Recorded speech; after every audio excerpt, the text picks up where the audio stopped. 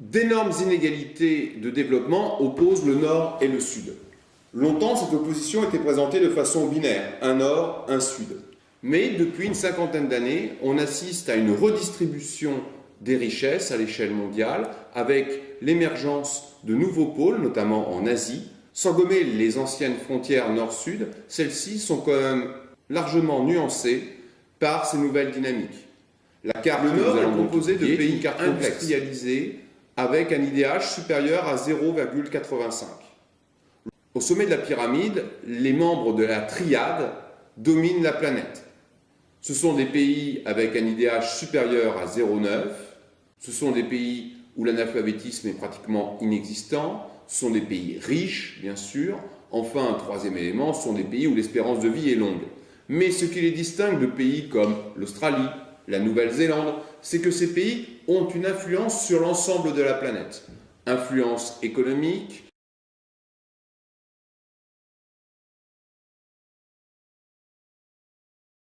influence culturelle, scientifique.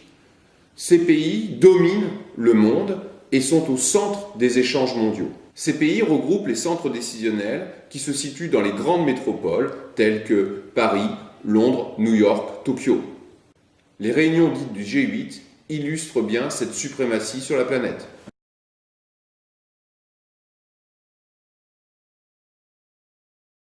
L'Australie et la Nouvelle-Zélande ont des IDH comparables à ceux de la triade. Cependant, leur influence politique est très limitée. De plus, leur structure d'échange économique est très particulière. Ils échangent essentiellement des matières premières et de l'énergie, alors que les pays de la triade échangent essentiellement des produits manufacturés à haute valeur ajoutée ou des productions agricoles très valorisées.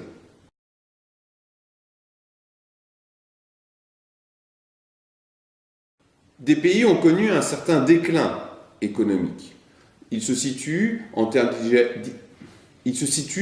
d'IDH autour de 0,8. Il s'agit de l'ancien bloc communiste. Effectivement, les régimes communistes en place jusqu'à la fin des années 80 truquaient allègrement les chiffres. Cependant, l'entrée dans le monde capitaliste s'est avérée fort difficile.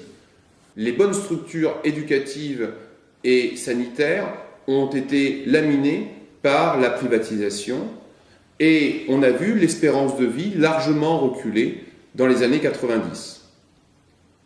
Aujourd'hui, ces pays connaissent une transition économique fort différente d'un pays à l'autre. Certains pays semblent avoir pris le bon wagon en modernisant leur outil de production. Nous pouvons penser à des pays comme la Tchécoslovaquie, la Pologne ou les pays baltes. A contrario, des pays gardent des structures économiques très archaïques, comme la Roumanie, la Bulgarie. Le cas de la Russie est un peu particulier. Il s'agit d'un pays gigantesque, c'est l'État le plus vaste du monde. C'est aussi celui qui dispose d'une force politique et d'une influence diplomatique à l'échelle planétaire. Cependant, ces structures économiques sont essentiellement basées sur l'exportation de matières brutes, en l'occurrence du pétrole et du gaz, qui, combiné à un régime dictatorial et clientéliste, entraîne un mal développement évident, avec une population dont l'espérance de vie stagne et où le niveau éducatif est somme toute assez faible. A contrario, certains pays ont connu une croissance fulgurante. Il s'agit des NPI, nouveaux pays industrialisés.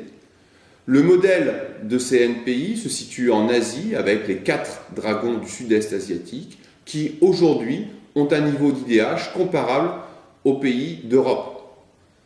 Ces pays ont connu une modernisation économique fulgurante, d'abord basée sur l'exportation de produits à faible valeur ajoutée. Ils ont su, en formant une main-d'œuvre de plus en plus qualifiée, produire des biens d'exportation de plus en plus valorisés. Aujourd'hui, la Corée du Sud, par exemple, est un très grand exportateur de voitures, de bateaux, de produits sidérurgiques ou de matériel informatique de très bonne qualité.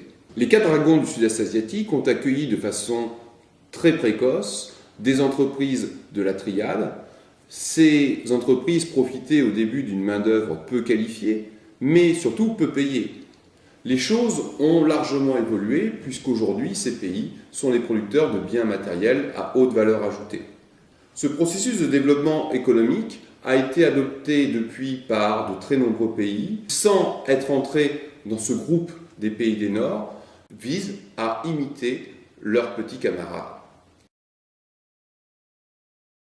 Nous pouvons rajouter à ces pays du Nord un groupe dont la Constitution peut porter à discussion. Il s'agit des pays pétroliers à faible population. Nous pensons bien sûr à l'Arabie Saoudite, au Qatar, qui ont su valoriser leur production afin de moderniser leurs structures économiques, puisqu'aujourd'hui, en dehors de l'exportation de matières brutes, ces pays se sont lancés dans une grande politique d'investissement, que ce soit dans des sociétés occidentales ou que ce soit dans des investissements de type touristique ou aérien. Cependant, la sclérose en termes de droits de l'homme peut remettre en cause leur appartenance au groupe des pays du Nord qui se caractérise par des régimes globalement démocratiques.